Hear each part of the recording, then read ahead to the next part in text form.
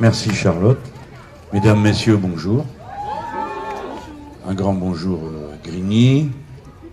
J'adresse au maire de cette ville un salut fraternel et amical, car bon, pour l'instant on est concurrents, mais on n'est pas des ennemis.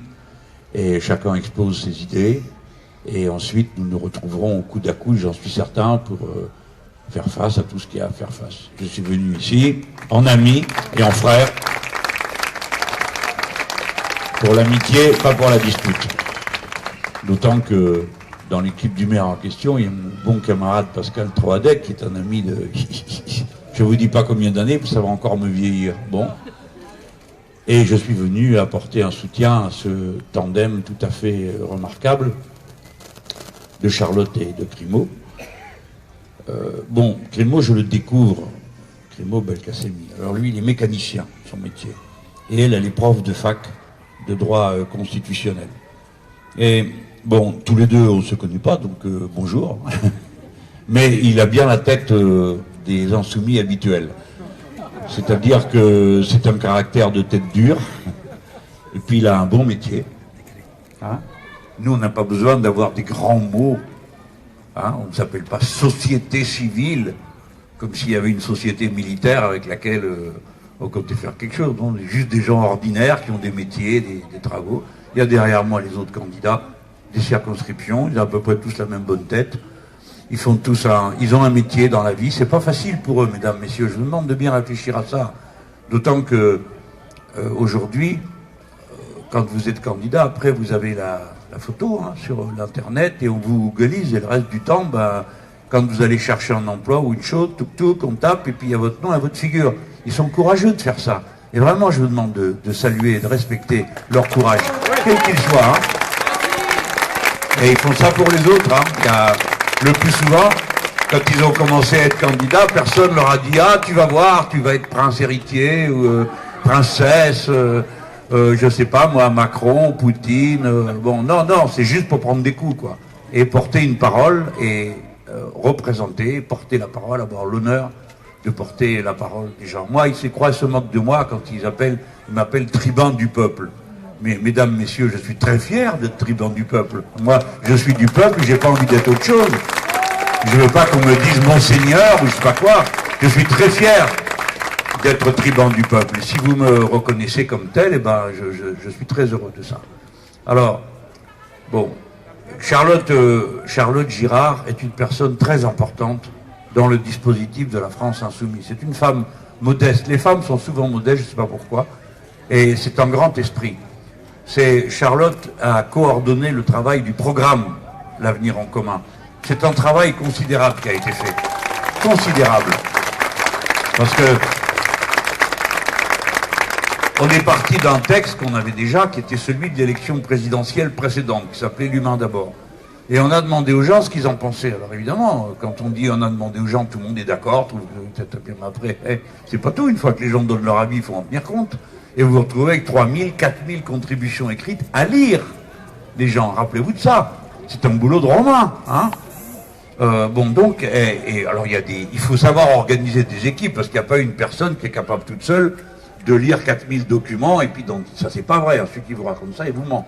Donc il faut mettre des gens au travail, leur donner une ligne, et après, une fois qu'ils ont fait le tri, s'assurer que le tri est bien fait, et compléter. C'est comme ça qu'on a le programme le plus avancé de toute l'élection présidentielle, le plus précis, le mieux chiffré. Et après ça, Charlotte a eu comme responsabilité, comme il n'y avait pas tout dans le programme, ça ne sert à rien, sinon on vient avec un bouquin gros comme ça, les bras vous tombent avant même de le regarder. Rien que de le voir, vous avez sommeil. Bon. Donc c'est pour ça que j'ai dit à une dame qui m'a dit « J'ai lu tous vos livres », j'ai dit « Vous avez bien dormi, j'espère, avec tout ça. » Ça a fait des pages et des pages. Bon. Alors, il y a eu des livrets, c'est-à-dire pour chaque domaine, il fallait réfléchir au sujet en particulier, pas rester à... Bon, c'était bien ce qu'il y avait dans le programme, mais il fallait aller plus loin. 40 livrets, il a fallu faire.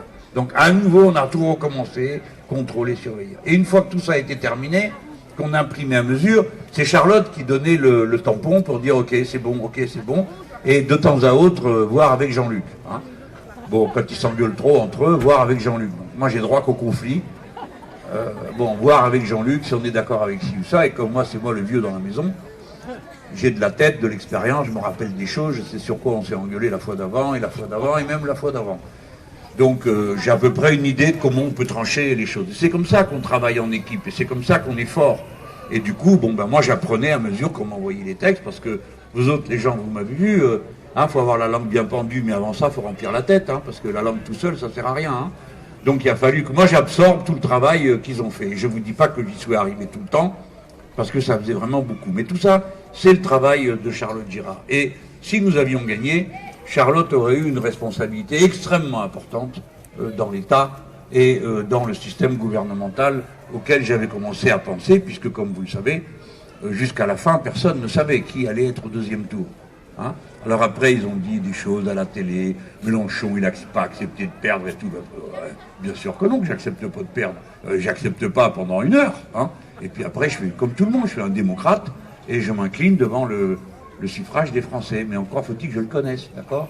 À 20h, personne ne connaissait. D'ailleurs, ce qu'ils ont raconté à 20h, c'était plus vrai 2 heures après. Vous l'avez remarqué comme moi. Et moi, on m'avait dit, monsieur Mélenchon, attention, vous dépêchez pas trop de commenter parce qu'on ne sait pas.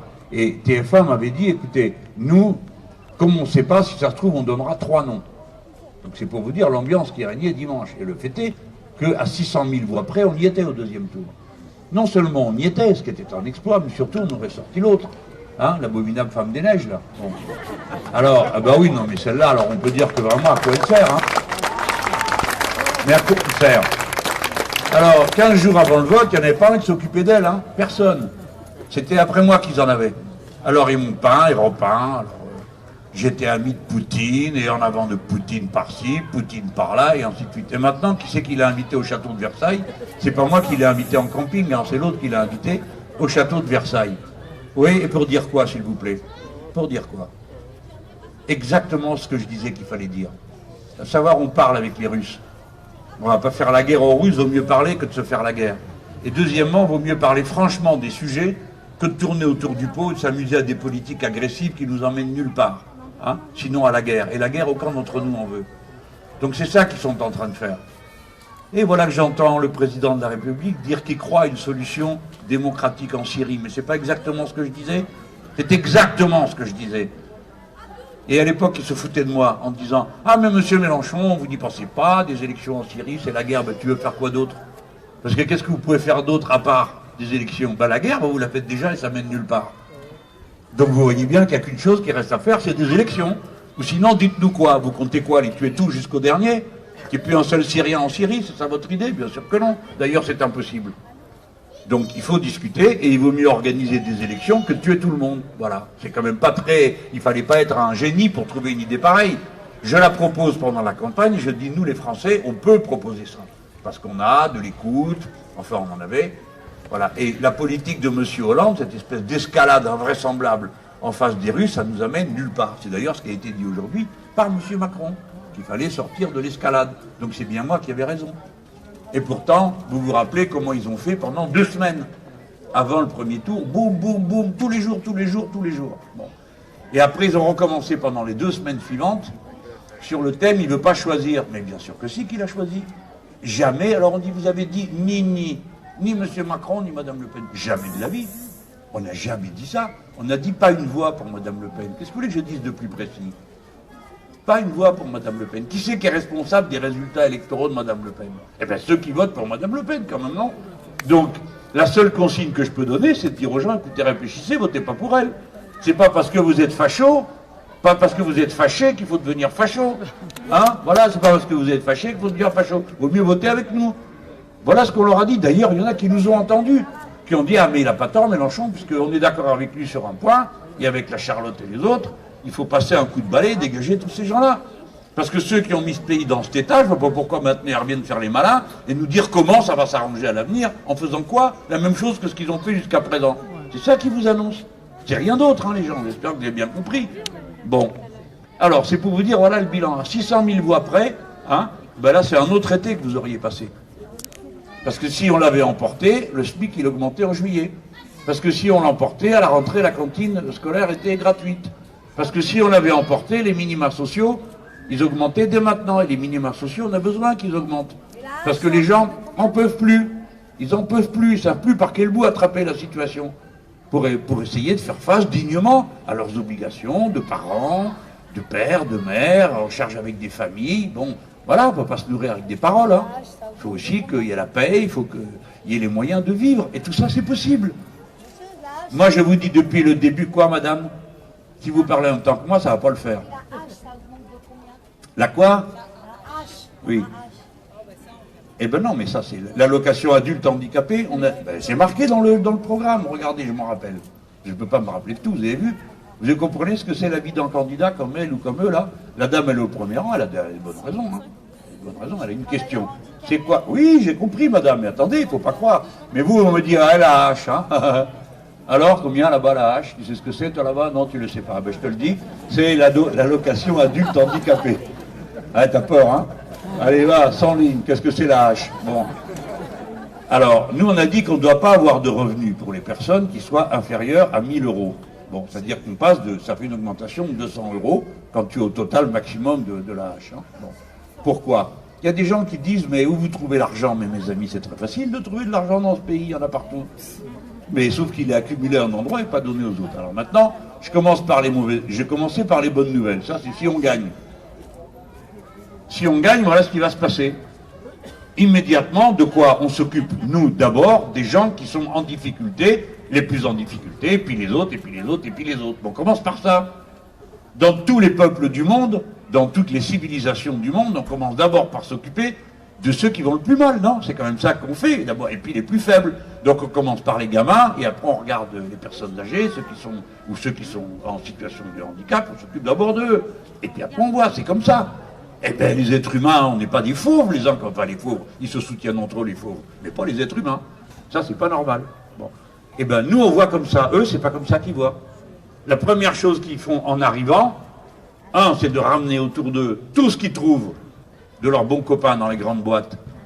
Hein? Parce qu'il faut voir là faut voir la liste, hein, de ceux qui sont entrés au gouvernement et de ceux qui entrent comme directeurs de cabinet et tout. Vous n'avez pas le temps de lire tout ça, vous. Moi, je suis obligé de le faire, donc je regarde, ça me fait peur. Hein. Quand vous mettez comme Premier ministre un gars qui était avant celui qui était chargé de faire de la pub pour les centrales nucléaires, vous vous dites que c'est pas celui-là qui va les fermer pendant le mandat. Il y a 19 réacteurs à fermer. Alors il y a des gens qui me disent, oui, mais qu'est-ce qu'on fait avec les travailleurs du nucléaire? Ben, ils vont travailler à les démonter. À votre avis, qui sait le faire si c'est pas eux, hein? Il y en a pour plusieurs années, figurez-vous. Hein. La seule qu'on a commencé à démonter, on y est toujours, on n'a toujours pas fini. Je vous donne que cet exemple, c'est pour dire, il y en a 19 de réacteurs qui arrivent pendant le mandat de 5 ans. Est-ce qu'on continue ou est-ce qu'on arrête? Vous savez combien ça coûte de continuer? 150 milliards. Et les mêmes qui sont prêts à mettre 150 milliards pour refaire du carénage de centrales nucléaires, ils viennent ensuite me chercher les poux dans la tête en me disant « Monsieur Mélenchon propose 100 milliards d'investissement !» Eh bien oui, ça fait déjà moins que vous. Et puis moi, ça sert à tout le monde. Et puis ça sert à faire des investissements. Il y a des gens qui vont travailler, qui vont inventer. Parce que vous savez, ce pays, il est plein de gens qui ont plein de diplômes, qui ont fait les bonnes études, à commencer par nos propres gosses. Hein, parce qu'ici, dans les cités, tout le monde se saigne les veines pour que les gamins réussissent à l'école. Eh bien, figurez-vous qu'il y en a plein qui réussissent. Et après, ça les fait rager pire que tout, quand vous vous êtes saigné aux quatre veines, qu'ils ont les diplômes et qu'ils n'ont pas de boulot. Alors là, vous êtes encore plus furieux que d'habitude. Bon. Alors voilà la première chose par quoi commence ce gouvernement. Hein, c'est par nommer leurs potes, les gens, la caste, quoi. Vous n'en avez pas parlé de la caste tout le long. Vous dites, de quoi vous parlez, monsieur Mélenchon? Ouais, de cela. Voilà de qui je vous parle. Alors, la chef qui est lobbyiste du vin, hein, et ben, touf, elle est directrice de cabinet de machin. L'autre, il était directeur adjoint du MEDEF, donc ça va, c'est une bonne place. Pas trop de boulot, hein. Ouais, aller faire le tic et le parasite sur les autres, parce qu'il y a de plus dur, hein. Bon, ben, celui-là, il était directeur adjoint du MEDEF, le voilà directeur de cabinet du ministre du Travail. Le ministre du Travail, elle était directrice des ressources humaines chez Nestlé. Que des amis, vous avez là-dedans. Ils ont l'habitude de passer le rasoir et de tondre, hein. Voilà, ils sont tous là. Et le ministère du Travail, il est donc rempli par des ennemis de classe. Bon, il n'y a pas de journalistes ici, on est tranquille, on peut parler normalement. S'il y en a, bon. Par des personnes un peu égoïstes. Non, mais j'ai appris à parler la langue de fond. Hein. Par des personnes un peu égoïstes. Bon, voilà. Il y a le ministère du Travail, les gens, vous ne le savez pas, quand est-ce qu'on l'a créé, mais je vais vous le raconter, comme ça au moins vous avez appris quelque chose après m'avoir entendu. Le ministère du Travail, ça n'existait pas autrefois. On en a créé un une fois, pourquoi? Parce qu'il venait de se passer le plus grand accident industriel de l'histoire de France. Il y a eu un coup de grisou dans la mine, et c'est... ah, 20 Dieu. J'oublie le nom de la mine à cet instant. Voilà, Courrières. Ah ben, vous savez tout, vous m'avez déjà vu dans mes vidéos, je rappelle tout le temps la même chose. Mais il faut que ça rentre. On a donc fait le ministère du Travail pour protéger les travailleurs, pas pour les agresser, pour les protéger, pour réfléchir aux conditions dans lesquelles le travail permet d'être moins cruel. Vous savez qu'il y a 565 personnes par an qui meurent sur leur poste de travail, hein. 565, 1200 qui meurent tous les ans, entre ceux qui meurent sur le poste de travail et ceux qui meurent d'une maladie professionnelle. C'est pas des petits sujets, ça. On n'entend jamais parler. Chouf, ça n'existe pas. Problème de pauvres, problème de peuple, ça ne concerne pas les belles personnes. Et alors, il faut bien que je vous dise, voilà ce qui vous attend. Premièrement, première chose qu'ils vont faire, c'est remettre en cause le code du travail. Ceux qui ont du travail ici, il n'y a plus de ministre du Logement, vous ne cassez pas la tête. Oui. Mais ceux qui ont ici, qui ont du travail, vous avez le code du travail qui vous protège. Mais demain, ils vont vous dire que ça se discute entreprise par entreprise. C'est même plus par branche. Vous allez voir. Ça veut dire que vous allez négocier entreprise par entreprise vos horaires de travail, la durée du travail. Et le président Macron, il a déjà annoncé, on mettra d'autres sujets. Ça veut dire qu'il n'y a pas de limite. Ils vont tout remettre là-dedans et puis ça se discutera. Hein. Tu parles que ça va se discuter. Qu'est-ce que vous voulez discuter? Vous allez discuter avec votre patron. Même si c'est un brave gars ou une brave fille, il sait bien qu'il ne peut pas faire moins que celui d'à côté. Si celui d'à côté, c'est une peau de vache qui augmente les heures de travail et qui diminue les salaires, il est obligé de faire pareil s'il veut rester compétitif. Voilà ce qu'ils vont déclencher. Voilà leur priorité absolue, c'est ça pour eux. Et comment? Par ça. Pas s'occuper des gens qui vont pas bien. Non, le code du travail, c'est-à-dire encore plus sur vous. Et puis c'est pas tout, pendant que j'en suis aux mauvaises nouvelles, parce que je voudrais un peu vous motiver pour prendre vos bons bulletins de vote. Hein. Non, mais il ne faut pas croire que c'est pour nous faire plaisir. Ça va nous faire plaisir, ça va de soi. Mais c'est aussi pour chacun d'entre vous que ça compte, cette histoire-là. Il a prévu d'augmenter la CSG. Vous le savez, ça? Oui. En échange de plus payer les cotisations sociales. Et bah, vous ne verrez pas ça dans votre salaire net. Si vous travaillez dans une boîte privée, vous reverrez dans votre salaire net la partie de cotisation, moins ce qui vous aura été taxé par la CSG. J'aime mieux vous dire que ça voulait juste une petite pellicule de rien du tout.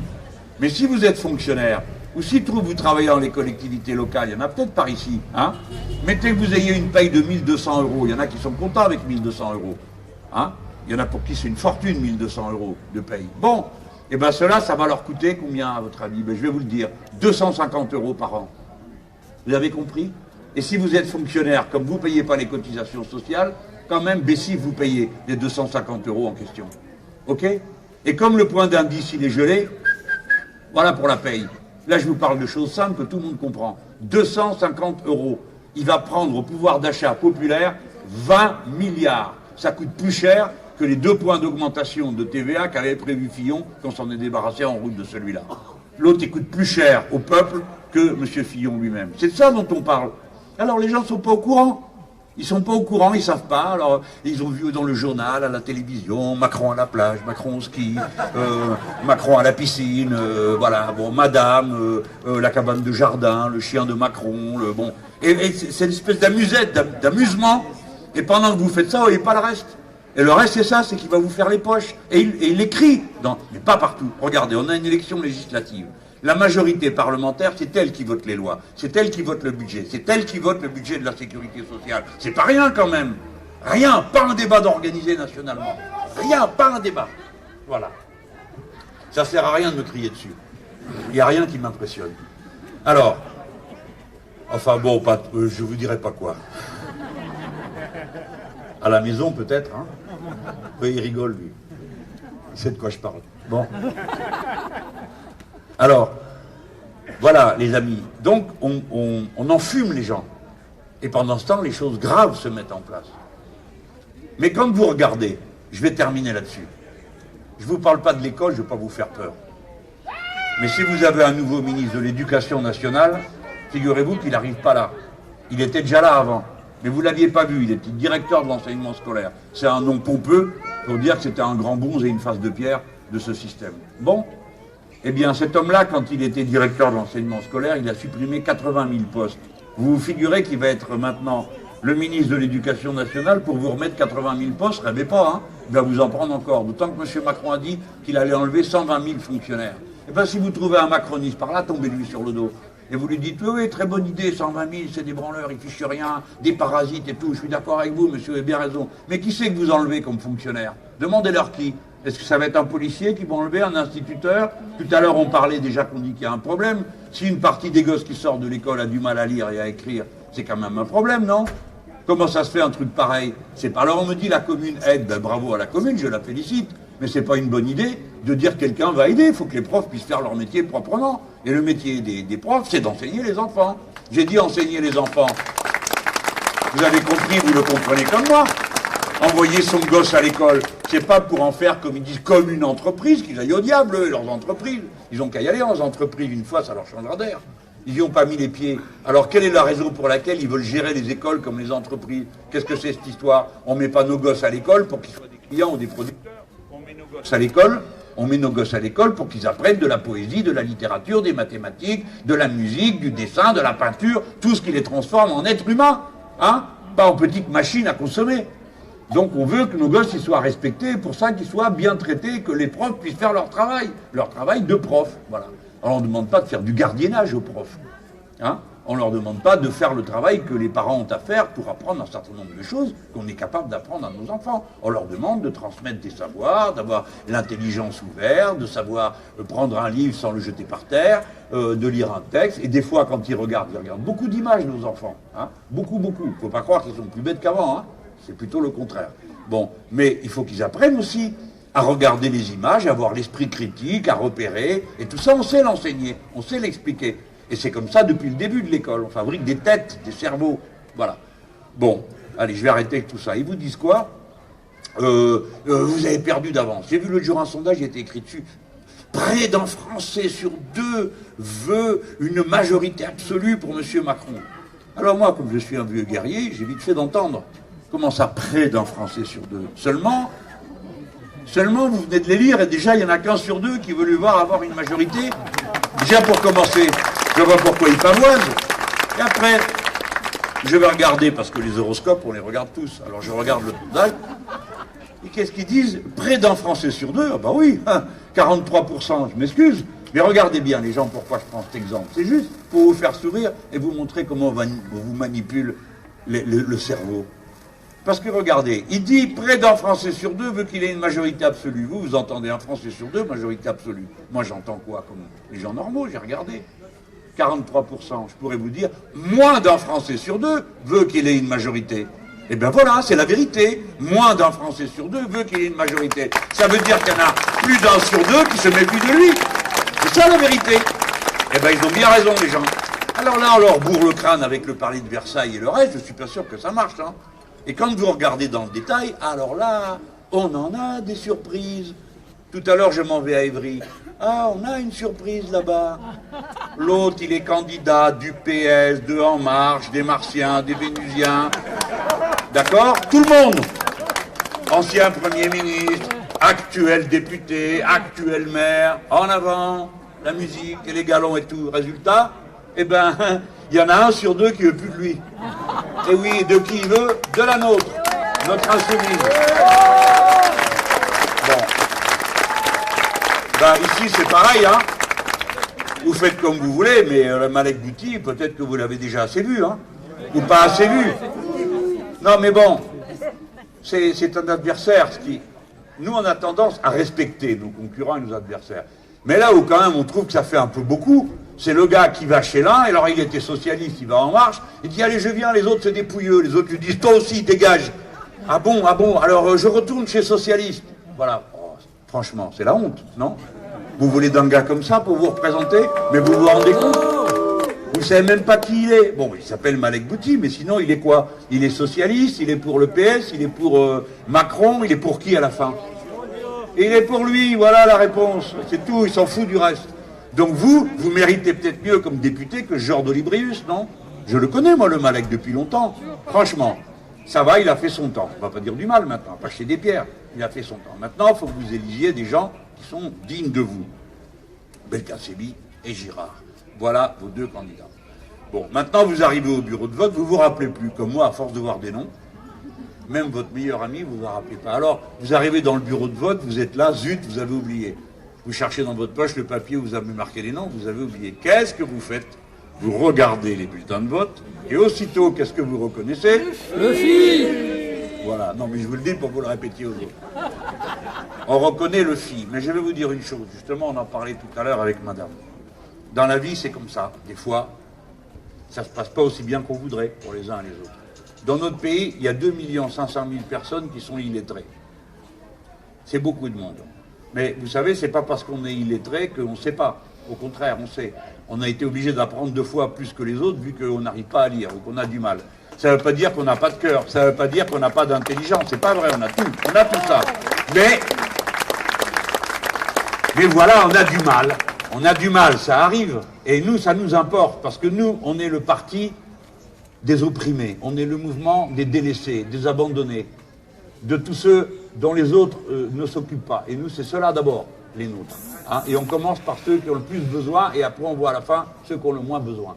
Donc, cet homme, cette femme qui a du mal, des fois c'était pas sa langue au départ, comment voulez-vous, et c'était même pas son alphabet. Alors c'est dur, quoi.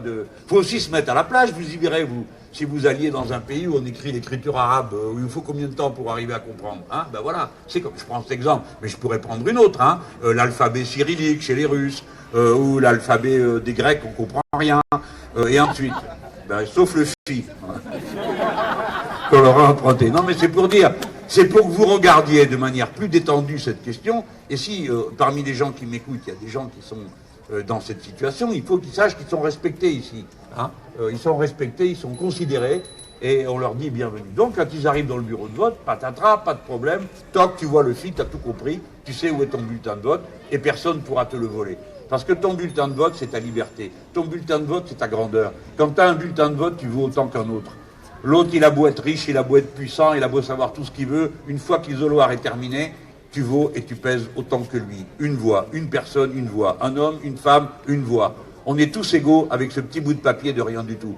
Et surtout qu'on est égaux parce qu'on se met dans l'isoloir et on tire le rideau et personne ne voit ce qu'on fait. Il a fallu des années pour qu'on obtienne d'avoir un isoloir où on tire le rideau et personne ne voit ce qu'on fait. Ça a pris des décennies parce qu'avant vous arrivez dans le bureau de vote, il y avait le patron qui était derrière, vous dites, tu signes là Marcel. Ouais d'accord. Bon. Toi tu prenais tes bulletins de vote et bon... te disait, il te faisait comme ça, genre, il faut bien voter, hein. Bon, oui, oui, oui, monsieur le curé, oui, monsieur, bon, voilà, tout ce que vous avez dit de faire. Oui, mais c'était comme ça, les gens. Tout a été arraché. Et quand vous entendez parler de cette histoire du Code du travail, rappelez-vous que chaque page, c'est vos parents qui les ont écrites par des luttes. Personne ne nous a jamais rien donné. Jamais, jamais, jamais. La lutte de classe, c'est toujours comme ça qu'on a obtenu ce qu'on voulait obtenir comme respect de notre dignité. Bon, voilà, maintenant que je vous ai tout dit tout ça, comment vous allez voter et tout le reste, eh ben, vous savez tout. Alors ici, on va vérifier. Quel est le prénom de la personne pour qui il faut voter? Et le suppléant, quel est son prénom? Bon, vous êtes fin prêts pour la bataille. Il ne vous reste plus qu'à vous préparer. C'est dans 10 jours. Il y a 2 tours. Allez, bon courage les gens. Merci. Merci mes amis. Merci Jean-Luc. Bon, la résistance, ouais. Résistance. Donc, merci chers amis. On va lever le camp et se diriger maintenant vers Évry, car la conquête nous attend absolument partout dans ce pays. Voilà. Merci à tous et à très bientôt sur les marchés, dans les appartements, partout où nous militerons ensemble. Merci et résistance. Résistance, résistance, résistance, résistance, résistance, résistance.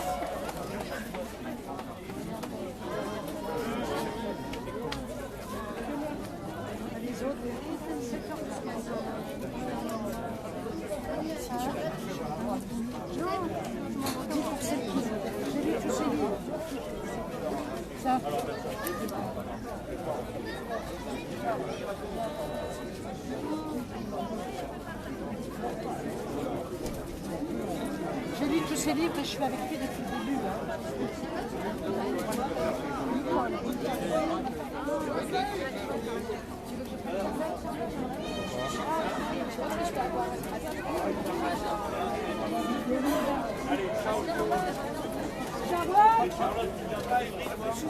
En direct.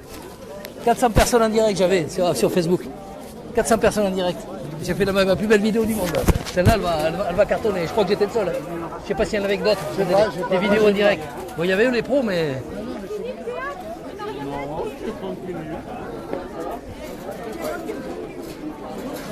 suis le cortège sinon. On va avoir besoin d'avoir des candidats. Ah, bon, on va y aller alors. Super. Je pense que, ouais. J'avais 400 personnes en direct sur Facebook.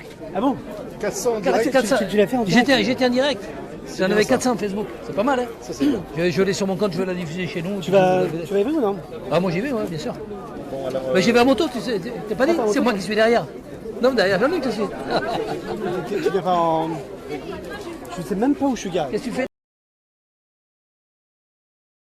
400 personnes en direct, je suis content. J'ai bombardé pas mal de photos. Et oui, j'étais sur Facebook en direct. Hein. Ah oui, d'accord. Et oui, donc là j'ai la meilleure vidéo. C'est dommage que ton chapeau, mais Non, mais je m'en fous, c'était pas moi, c'était. Bon, il demande à ce qu'on suive parce qu'il va y avoir plein de journalistes. Ben oui, bien sûr qu'on suit. Mais on y va en route. Tu sais où c'est, hein? À côté de la cathédrale, hein? À côté de la cathédrale. c'est la place des droits de l'homme. Voilà, c'est ça, c'est à côté de la cathédrale. Là, c'est le droit de l'homme. Putain, moi, faut que La cathédrale, tu la vois de loin. Hein. C'est un les- bâtiment en briques. Moi j'y vais. Tu vas? Une carte de parking. Passe un coup de fil. je- Place de la cathédrale, c'est sûr, c'est ça l'adresse. Normalement, oui, c'est rue. Place, je sais plus. Tu regardes sur notre site, j'ai mis que t'y allais donc.